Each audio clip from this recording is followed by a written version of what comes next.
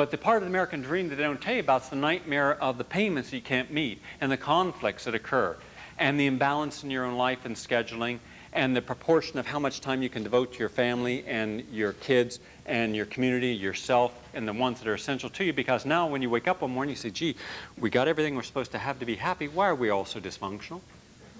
Right? We don't have time for the kids, and we had a very narrow window of opportunity to share this time with the kids. Now the kids are out there getting messages from other kids instead of from us. So now they're looking for the surrogate parent. They're looking for the hero we weren't in someone else. And they're not getting the right messages. Now they're becoming delinquents, and they're becoming anti-humanistic because we didn't share our humanistic values. They didn't come first. Our house came first. Some stupid mortar, some stupid bricks, some insignificant square footage became more significant than your life. And instead of seeing this 2,500, 3,500, 3,800 square feet for what it is, nothing. It is nothing. We make it everything. We pride ourselves. We boast about it. Got a $400,000 house. Got a $400,000 mortgage. Yeah. Got a BMW to go with it. Yeah, we got the trailer. We got the boat. We got the barbecue. We got the pool. Special pool. Paid extra for this, that, and the other. Now I'm a nervous wreck. I can't enjoy any of it, but I got it. Now I'm in therapy 3 times a week. Might go 5. Medications, bills, depression, Prozac. But I got the American dream.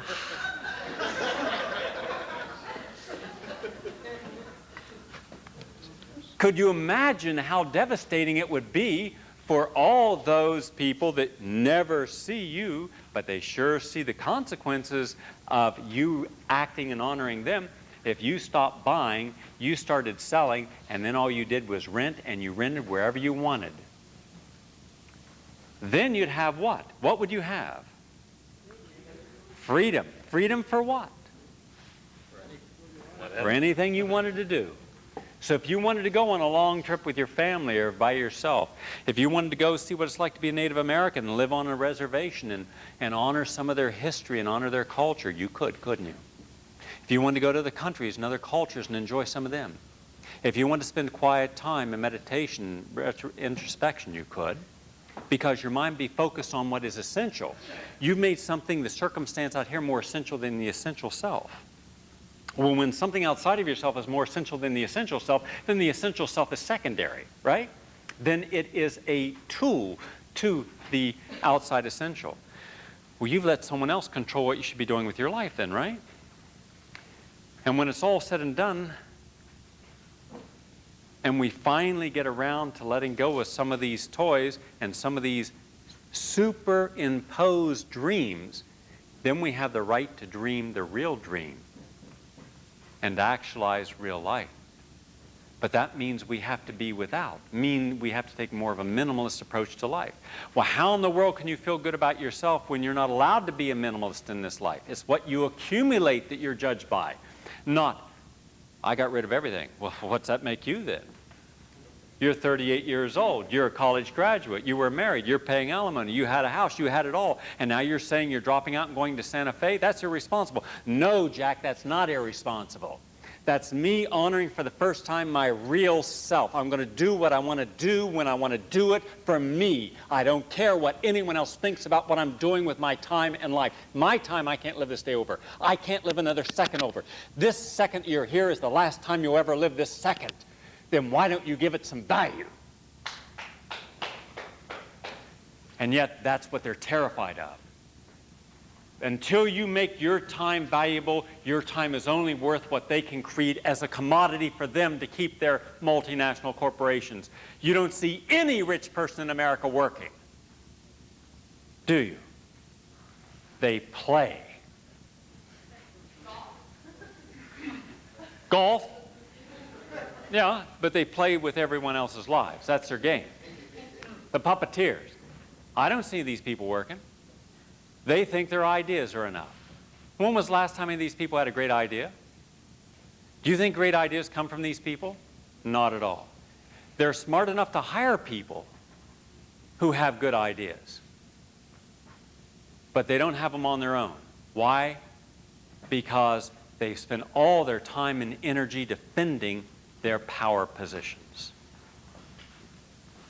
Now, so you see, when I don't belong to someone else's belief system, I can be free to be wherever I want, go where I want, and do what I want, and to honor my time from my standard, not someone else's. This whole nonsense about a work ethic. We got to work this many hours just to show. No, we don't have to work for a living. We work for a standard of living.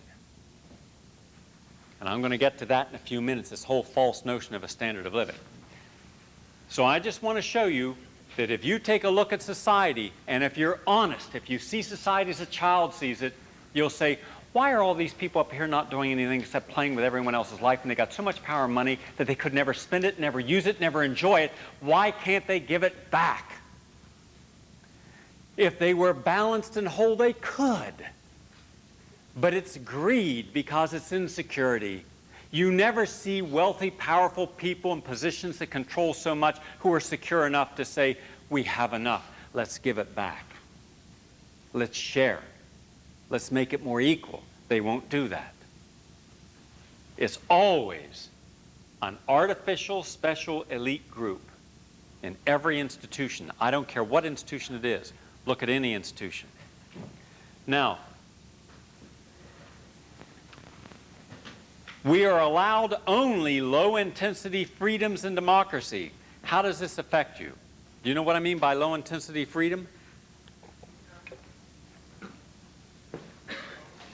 The moment a person gets up in our society and proclaims that they have insights, they have decisions, they have lifestyles, if anyone feels that that freedom to express that is excessive to the normal standards of society and its power elite, you are dealt with harshly in the media. You are cast aside or you are prosecuted.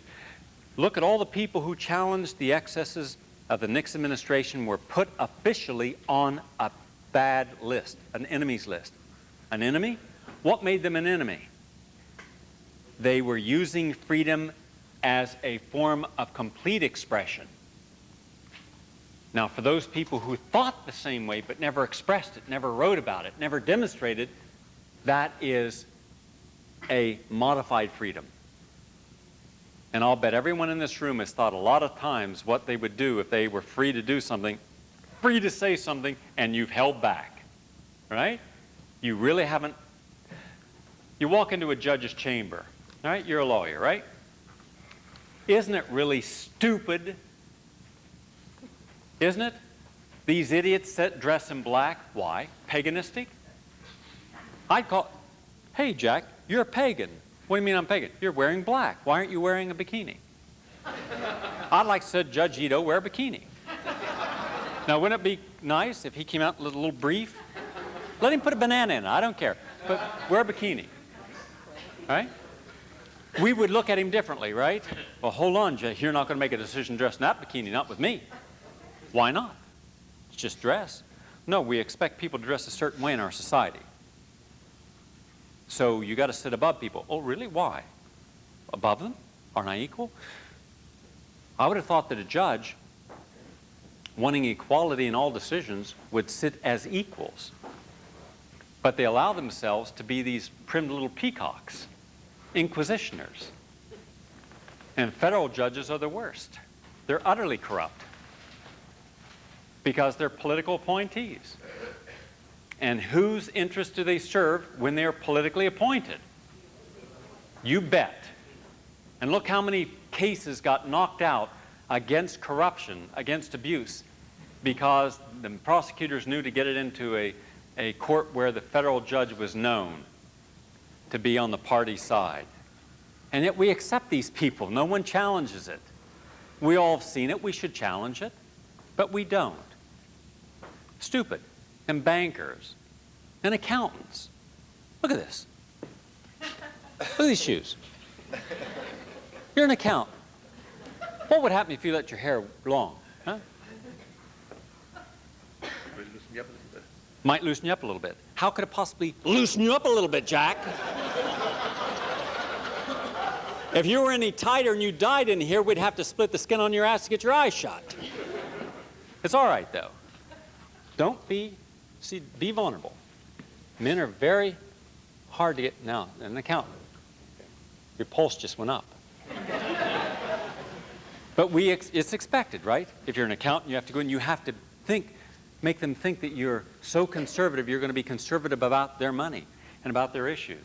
Could you imagine an accountant walking in a tutu? Doesn't make him any less of an accountant, does it? He just dropped his pad. No, he was thinking, my God, he's found me out.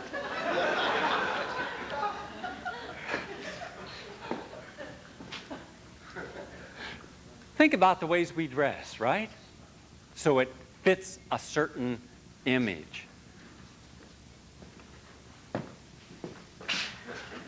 This is what I mean by low-intensity freedom. Start to express high-intensity freedom. If you believe in something, state it. Stand behind it. Remember, truth on the side of one is still a majority to you. So don't be afraid who is against what you feel, what you believe, what you are. Be proud of it. Everybody's trying to squeeze into some image, and it just doesn't fit.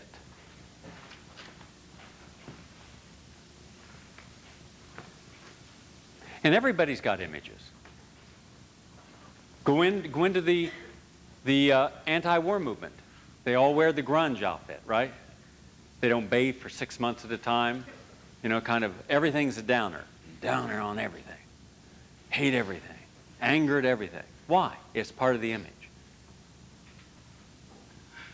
Everybody's got a uniform that they wear to support their association with a group mindset. And if you don't think so, step out of your group and look back at it. All right? And see it. See how that works. When and why do you say no when you really mean yes? How many times in your life you said no when you wanted to say yes and you didn't? Why didn't you say yes? Probably did the wrong mistake, didn't trust myself. No, you trust yourself. No one ever says the wrong thing from the wrong feeling. The subconscious, the inner self, the inner true voice is always telling us what to say. We just don't have the confidence of the consequences if we honor it. That's the difference. Well, what would happen if you're honest about what you feel and you say what you feel? What's going to happen? What's going to happen? Huh? What? People may not like you. People are certainly not going to like you. Not maybe. Certainly won't. What else is going to happen? Huh? They might tell you you're wrong and make you defend your point. They can tell you you're wrong, but you do not have to defend your point, do you? No. They can't make you defend anything. But if you're insecure about yourself, you'll try to defend it to convince them that they should accept you. How much time in your life have you wasted trying to convince other people that what you're about, what you're thinking, what you feel is real, and therefore they should honor it? An awful lot of your time, right? And what happens when you spend all that time on those people? Do they ever get around to accepting you? Never do. So in effect, you've allowed someone else to be a time bandit and take all that time, right? And that was time and energy you could have spent on yourself or someone who would have appreciated and respected you for it, right? And yet you kept going back to the same people. How many people get in dysfunctional relationships and try to find the mother or father in one of the adults in their life to have a relationship with so they can reaffirm what they never got when they were a child? The unconditional love and acceptance they were okay being enough of who they were. So now they go out and get another person who is just as dysfunctional and just as resistant to giving them positive support as their mother and father. And now they try to do all this contortion emotionally, pleasing them, just to get that feedback. They need the feedback. Well, what happens if you don't try to make people love you? You save a lot of time, and you save a lot of energy. Anyone you got to convince you're a good person is a bad person to be around. Didn't you have to defend your salad, though? Did I have to defend my salad? I said that was when I was 18 and stupid. Yeah, but you didn't have to. You chose. I chose it. Yeah, that was a choice. But when you had to. No, that was a choice that was the wrong choice, today I would make a different choice. Today, I'd kill him.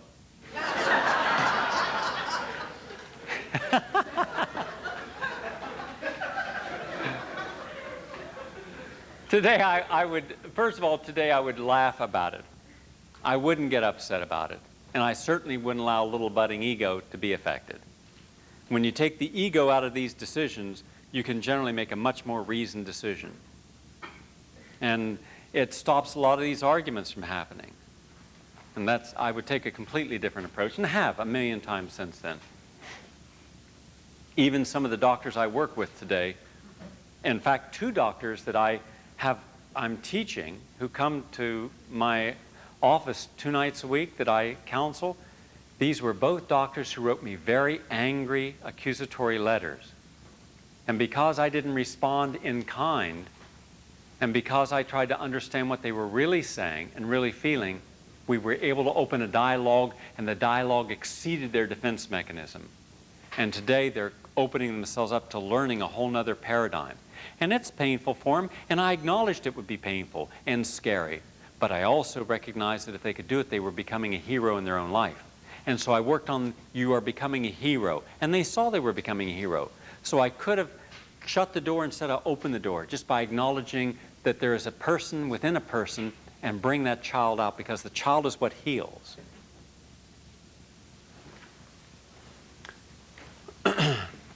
What do you really need beyond the basics? Let's say you got food, healthy food, shelter, clothing, health, work that you like, relationships, and spiritual fulfillment.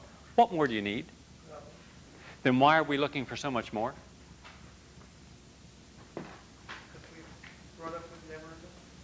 Never enough, right? So you never see that enough, because if it's never enough, what is it? It doesn't exist. Then what exists? What exists if it's never enough? No, something else. What else? Huh? An illusion of what? Of what you want. So in other words, you're not real, but the illusion of what you could be if you had more is what you're working for. So in other words, the person who never has time for quality of living doesn't have the time because they don't honestly feel that what they are in that moment is enough to give themselves quality.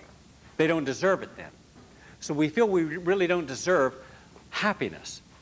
So we're constantly trying to show that we should be happy because someone else is acknowledging us. So a lot of this whole work ethic, this excessive and compulsive and needs that we fill ourselves up with, this is really a way of getting someone else to say, hey, Jack, you're okay. You really are doing well. Stop and enjoy what you've got. You've done enough. You've done enough. Enjoy it. If we don't believe that we're enough because we've been motivated by insecurity that we're not enough, we won't believe them even when they say it. And we won't stop. And we'll have to have more and more. Then it's always going to be, well, when I get this, then I'll stop. When I have another $100,000 in the bank, then I'll be secure enough in case something should happen. And then we give all these artificial scenarios. In case everything in the world should stop, I'll still have some money in the bank. But it never works that way, does it? Well, what if you just said, I got enough right now? I got enough because I'm enough. I'm enough. You know what's interesting? If you took everything I own away, what have you taken? What have you taken of me? Products that came from what you are. Just stuff, right? Stuff that's not important, because it's not me, is it? Then you couldn't get your treatment.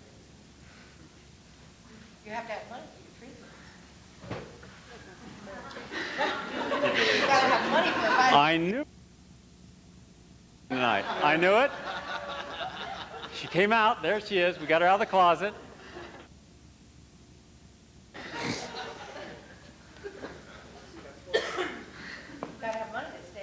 No, you don't have to have money to stay healthy. You have money to sit here. I paid $100 to sit here, darling. You paid $100? Yeah. But if you wanted to wait, you would hear what I'm saying on the radio in time. And every day I give a message that allows you to be healthy. You don't have to be here to be healthy or happy. No, I came here to learn You more. choose to, Yes, right? I did. But you don't have to be. Yeah, But I have to have. I give a radio show every day that if you listen to that radio show for any period of time, you can be completely healthy and happy. All right? And that's free. And there's no commercials on it. But you have to buy a radio. You got to buy a radio? You related to her? Be honest. I can tell by your shoes, right? I'm her sarcastic cousin. If we want to make an excuse for where we're at in our life, in our dilemmas, we will. We'll make the circumstances outside significant. I know people who are at the poverty level and poverty that no one in this room has ever seen or experienced. I've seen people in foreign countries who have nothing. I mean, they have nothing, nothing at all, no money, and they are completely healthy because they know that health does not start just with your nutrition, but with your attitude, your spirituality. And so they take what they do have and they make that everything. You see, life is not incomplete. One cell, one tiny cell on your finger is as complex as the universe and as connected because it is life. Now, we've never been able to create life. We can only help it in its manifestation. Whether it's the sperm or the ovum, whether it's genetic engineering, we've never created life. We don't even create electricity that creates energy. All we do is manipulate the currents of water to create electricity, but we didn't create it. So you see, life is all connected. These people understand that connection. So what they don't have, they don't depend upon. And when you don't depend upon all the things that you thought you couldn't live without, then you become completely dependent upon yourself. And then you become, for the first time in your life, completely self-sufficient. And when you're self-sufficient, you are that oddity, that anomaly in our society that is not connected to all the systems of service and product that make you feel that you're nobody unless you have all this stuff and are connected to all these things. And I've met millions of people. I've seen all these people in this world who have nothing that we have and have completeness. So who is more successful at living? The person that makes excuses that if they only had more, they would have enough? Or the person who says whatever they have is enough? Gary, the thing is that all these people that know that they don't need things to know that they are enough. They have received, when they were little or whatever, all that they needed, so they are enough. Now, eventually one might know that you have everything to be enough.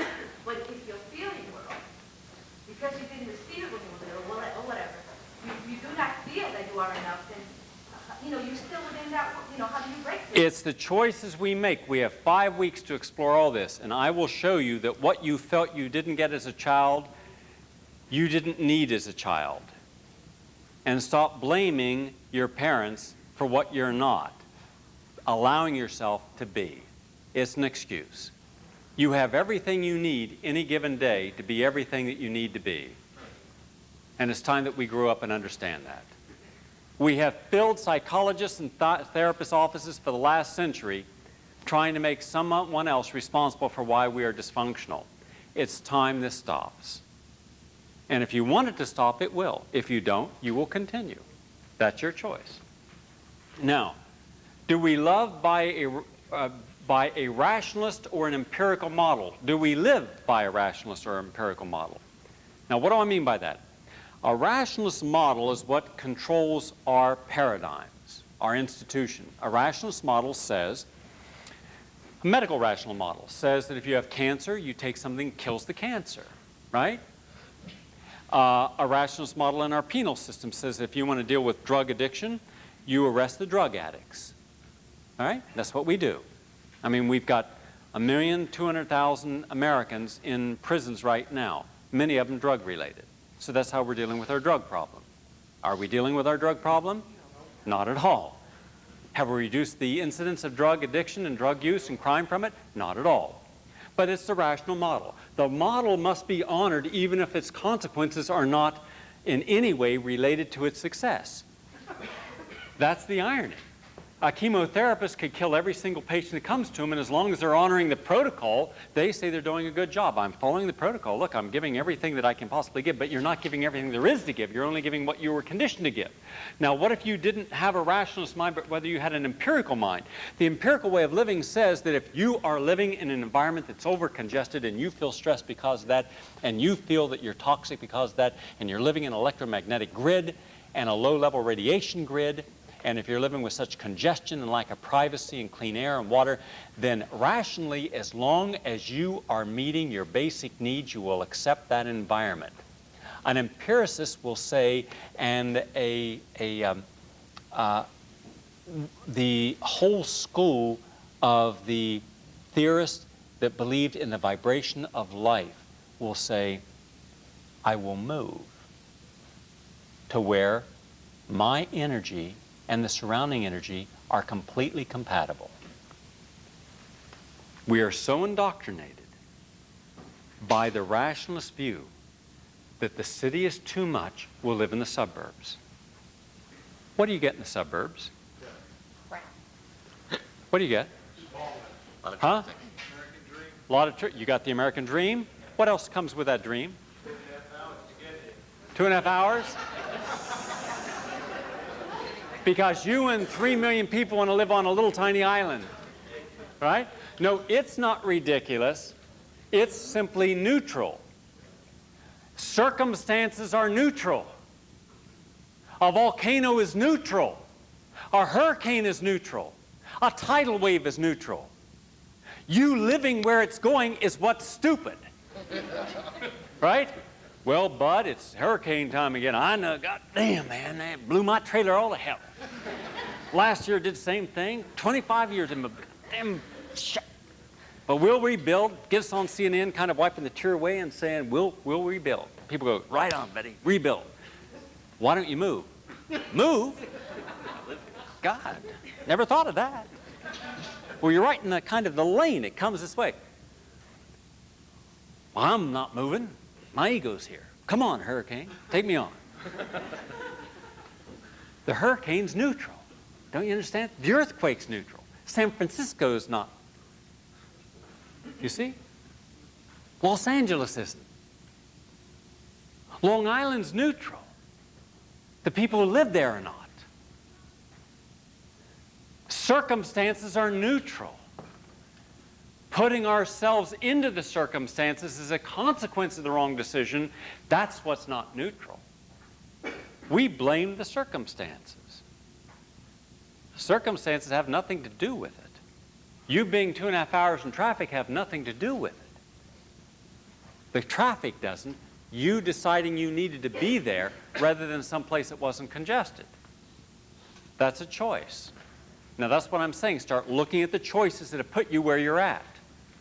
People working in jobs that pollute them, or where they got a lot of negative people, or where there's not respect, and a lot of other things. You can create a job for yourself. But that means taking some risks. It means breaking these boundaries. It means being insecure in order to find real security. When you need security, your security you're provided is actually creating an insecurity that rests just under the skin.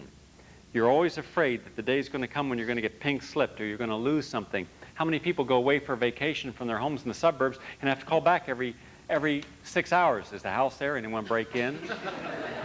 Did I turn everything off? I don't think I did. And then you worry about what's going to be there when you get back. You're away on a vacation and you're worried about everything else. I go on a vacation. If I take someone with me, if they call home, I send them home. I got to make sure that they know I'm here. Well, what if you're not? What if you're dead? They'll find out. I mean, isn't it stupid? Got to call home. Why? So you can create anxiety and fear in them as they're growing up, so they got to call every 5 minutes to get reinforcement? I wished you were born a wasp at some point. Any of you wasps in here besides me? No, I didn't think so. I can tell. We don't call home ever. No. I mean, I got people who are so anxious to let everyone know where they're at all times. Why? Why? Are you that essential? I believe in the empirical model. Science has been wrong. Science says the HIV virus causes 29 separate and distinct diseases. Really? Show me where the HIV virus causes any disease in the absence of any cofactor. None. Zero. Read this month's Penthouse. I have the cover story on it, and I'm not alone now. I'm not alone. I was for 10 years. Then Duisberg joined me. Now there are hundreds and hundreds, including Dr. Gilbert, the Nobel Prize winner, Dr. Curry Mullis, the Nobel Prize winner. There's a lot of us now. So suddenly, a lot of this questioning, finally what was so transparent, what was so obvious is becoming more obvious. People are finally finding their voice and saying, this simple retrovirus that's not even in a lot of people who have AIDS and cannot cause anything on its own, cannot cause 29 separate conditions. It can't do it. But we don't want to be honest and looking at what does cause this, because if we did, then we would be isolating politically segments of our society and lifestyle and behavior, and we would then end up in deep, deep trouble. We wouldn't be politically correct. People are more interested in being politically correct than honest, and as a result, a lot of people are dying. Since they got it wrong about what causes it, then they got it wrong about how to treat it. Do you have any idea how many people who have AIDS have died because of the treatment they received? The majority. The majority. And yet even the people who have it frequently are in denial. Well, that's what happens when you have that kind of belief system. That's what happens when you look at the rationalist model, where you got some viruses in here, and we're going to go in with this AZT and kill the virus. But hold on a second. From a rationalist point of view, you can kill the HIV virus or its replication with AZT, but don't you also kill approximately 10,000 healthy cells for each viral cell? Yes. Well, doesn't that mean that you could end up killing me and all my healthy cells before you kill the viral cells? Yes. Isn't that kind of stupid? Well, no, it's a rationalist view. Well, wouldn't it be smarter if I built up my immune system so that the cells would be less susceptible to manifestation of the virus, because viruses cannot create destructive pathology in the presence of a high-mediated immune response? And that's why people who've gotten themselves very healthy have not gone from HIV infection to AIDS? I'm not sure of that, because our belief system and all of our funding and all these 100,000 scientists and all these institutions and all these fundraisers and all these parties and all these dances and all these organizations, we have too much invested to change. And we can't. Too many egos. Take a good look, and I could say that about every institution and every other stupidity thing going on. Look at the arthritis. Look at diabetes. Look how easy it is to prevent it. Look how easy it is to cure it. But not with the existing models. What do you think you become? Excuse me, what you think you become. Now this is important. Thoughts only have power when we believe them. But when you have been conditioning yourself to believe certain things, the moment you have a thought, immediately it becomes real. Immediately. And we can show this. You believe someone gives you a headache, then you'll get a headache, right? You've heard things like, oh, she gives me a headache. Oh, she gave me a stomach ache. No, she didn't give you a stomach ache. You gave yourself a stomach ache. She didn't give you a headache. You gave yourself a headache, right? So think about what it means, that what you want to become. You want to become whatever. You think small, what happens? Everything in life starts to come in on you. Everything. Everything closes in. Think of the people, and this is a good model. Go up Route 17 from Harriman. When you go off Harriman, and you go up Route 17 towards the Catskills, you'll see a real cluster of suburban homes, right? Just all stuck together. Then, 2 miles away, you see bucolic countryside, right? And I'm thinking, why? Why would anyone want to live around all those people with no privacy and clutter and pollution? Why wouldn't they want to live just 2 miles further away? Because they thought small. They thought cloistered, protected, walled communities. By the way, 28 million Americans now live in walled communities. 28 million. You talk about insecurity. Talk about denial. Talk about cutting yourself off from people and life. First of all, what does it say when you got to live in a walled community? What does it say about you? Stay away from me. Stay away. It's not just what you're allowing yourself to be, it's what you're not allowing other persons to be. You're not trusting anyone. You're living out of fear. The fact that you have to be in a secure community. Well, after all, there's a lot of blacks and a lot of Puerto Ricans, man. I don't want my kids. Oh, so you're racist too. No, we're not racist. We're not racist. Oh, you're not a racist? We're the blacks, unless the blacks themselves are in these walled communities. And then they become racist too. Did you ever notice how cultures, when they get a certain economic and status level, they cease being their culture? They suddenly become white? Right? Did you ever notice that? Do you think OJ's black? OJ stopped being black a long time ago. OJ's white. Right? Look who he hangs out with. Right? Look who his friends are. Look who's all making $1 million contracts on him. He ceased understanding his culture. He used it now. He became a hero. I don't think that was very smart. And it's not about his guilt or non-guilt. It's about what he represented. And he was an A-list wife beater. The A-list was allowing him to be a part of them, even though he was a history of a wife beater. Whether he committed the murder or not is not the issue at this point. I'd feel kind of secondarily,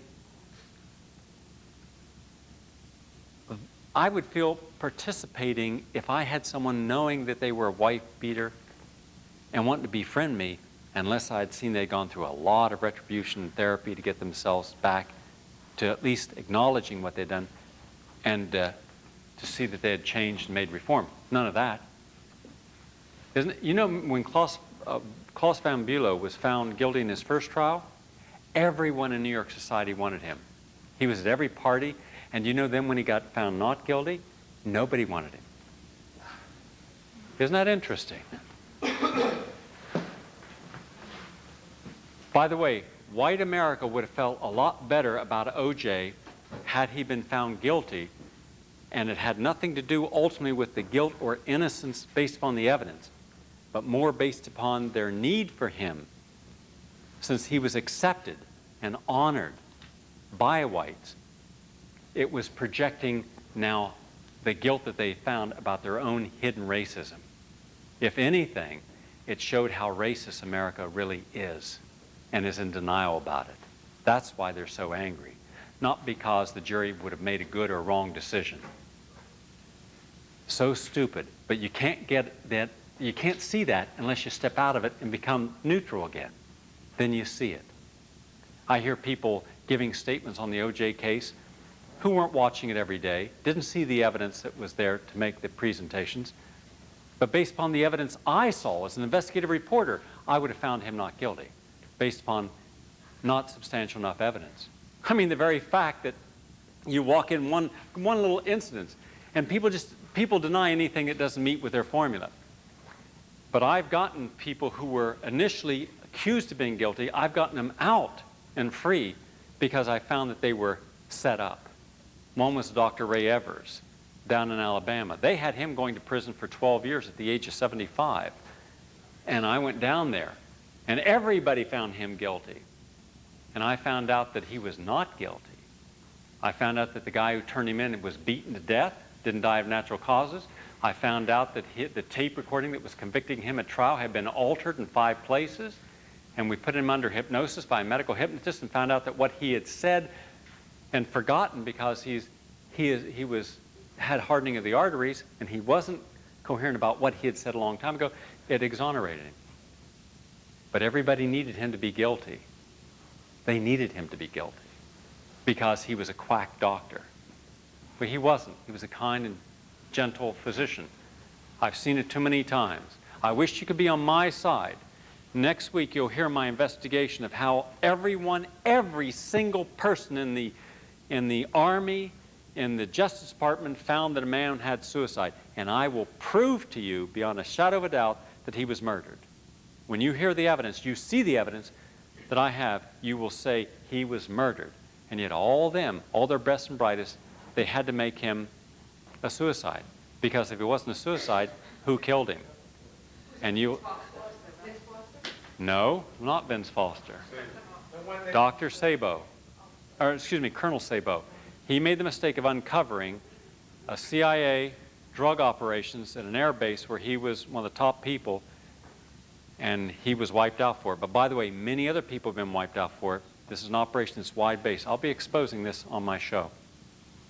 But no one in the government, no agency, not the Inspector General's office, no one could look at the evidence I looked at and come up with the facts, because they couldn't. They had an agenda. Honor the agenda. That's the rationalist view. If you're told it's a suicide, you have to look for suicide. But if you're not empirical, you'll look for the evidence as it is. You'll weigh the evidence as it is. And I went in not knowing what was what and just weighed the evidence and looked at it and uncovered it all. Now, go on. We only have 10 more minutes, so I'll go on to these other things. If you think big, everything in your life becomes big. If you think beautiful, you see beauty. Do you know what it is to see beauty where otherwise you wouldn't, because you're not willing to look for it? If you look for beauty, you'll see it in all things. I choose to believe that everyone has beauty in them. I choose to acknowledge that everyone has a warm heart. That doesn't mean they act beautiful and doesn't mean they exhibit warmness. But at least I know it's there. And if I try, and if I touch something in them that resonates, maybe they'll open themselves up and allow that to come out. That's why I'm opposed to the type of penal institutions we have that are there purely to punish people and incarcerate them, and then lo and behold, they come back out and they commit a crime again. Well, guess why? Nobody wanted to treat him as anything other than a criminal. So what do? They act like a criminal. Because at least with other criminals, they're acknowledged. Do you know what would happen if you know what a lot of these street gangs do? They do so many stupid and violent things. And do you know why they do it?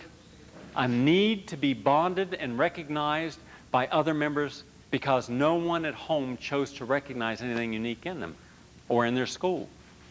And so now at least they're getting some recognition. Wrong recognition, bad consequences, but it's some recognition. We're not even willing to acknowledge your own biases. Think sexy, and you're sexy. I'll deal with sex in one of our upcoming things, but very few people today even want to feel sexy, let alone be sexy, because we've attached so much garbage to sex. People don't know how to have sex anymore. They don't know whether they should enjoy it or not enjoy it. All right? They don't. I'm not sure if I should have sex. Everybody's got AIDS today. Everybody's got AIDS. Everybody's got AIDS. That's why I'm afraid of having sex. Oh, afraid to have sex.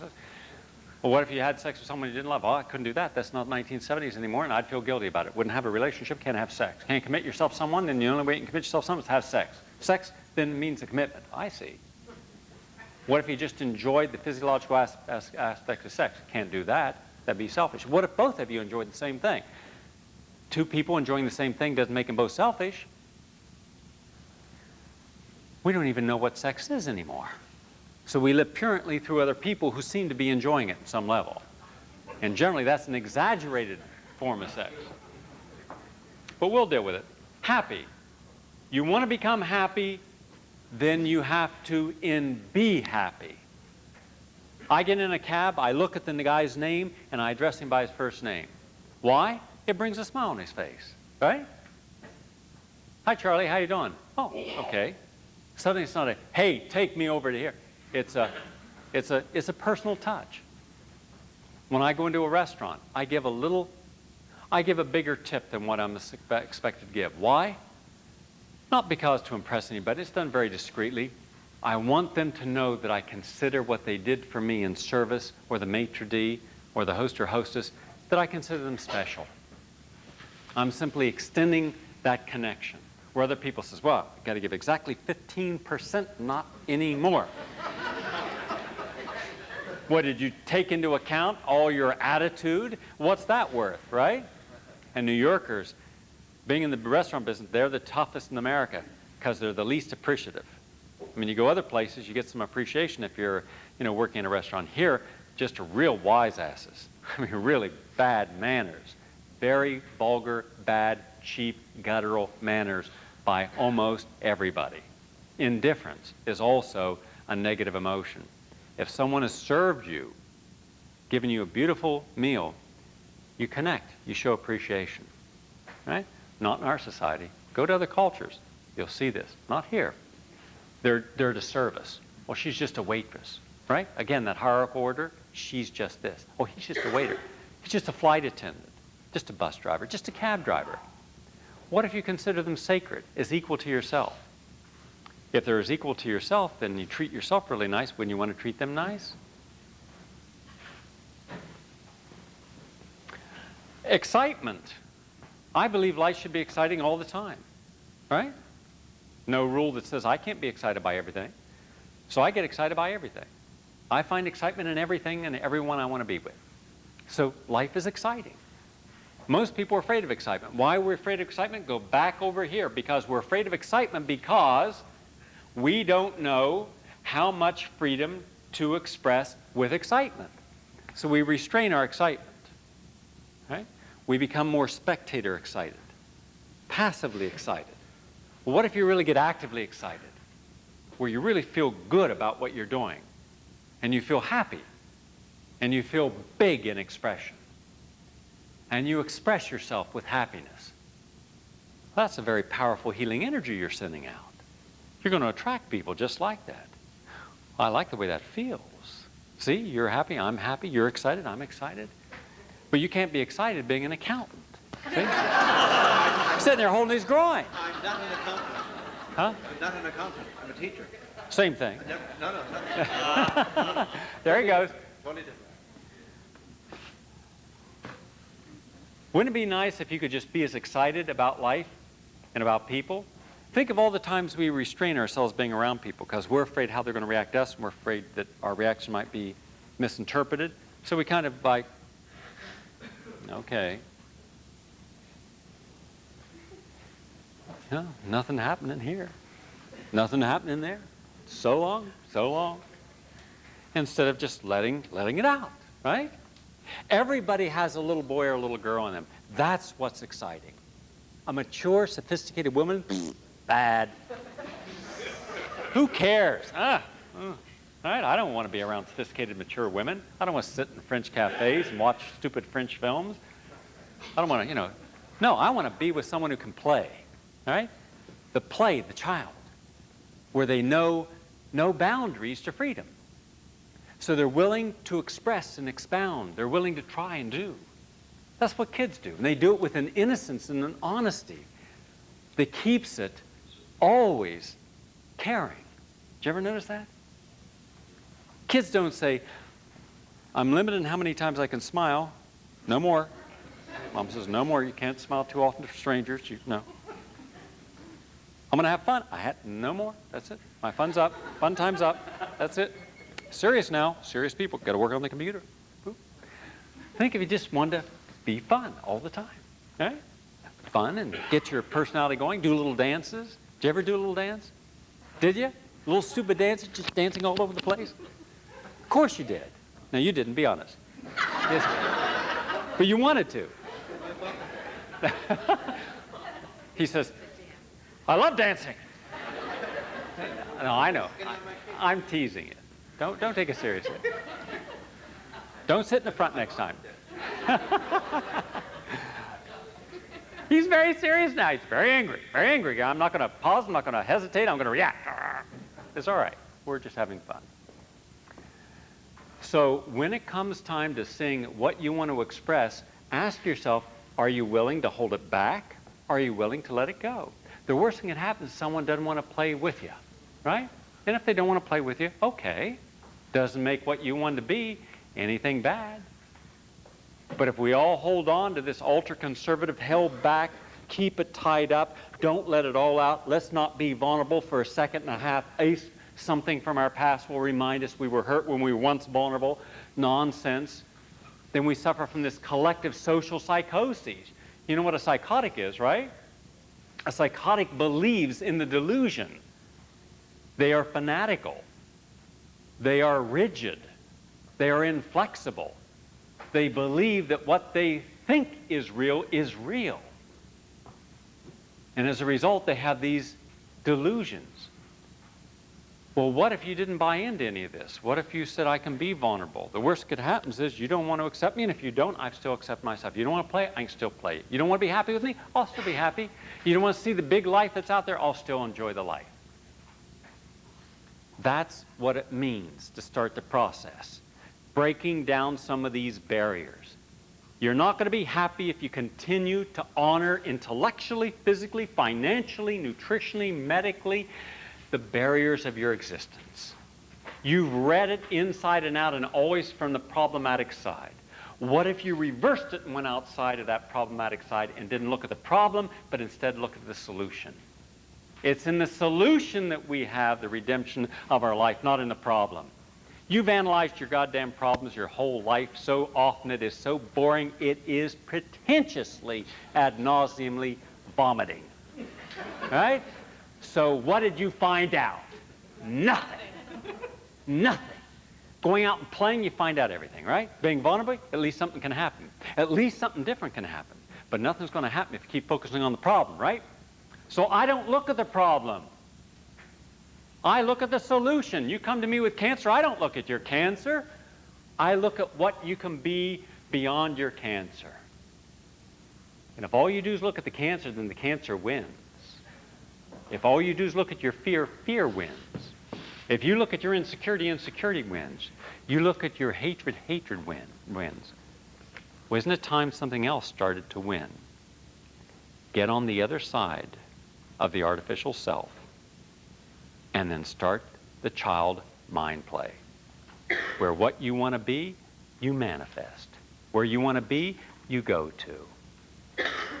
And the only thing holding you back is everything that's not real, that you've made real. You've made it more essential than your freedom. And next week we'll pick this up. That's it for tonight.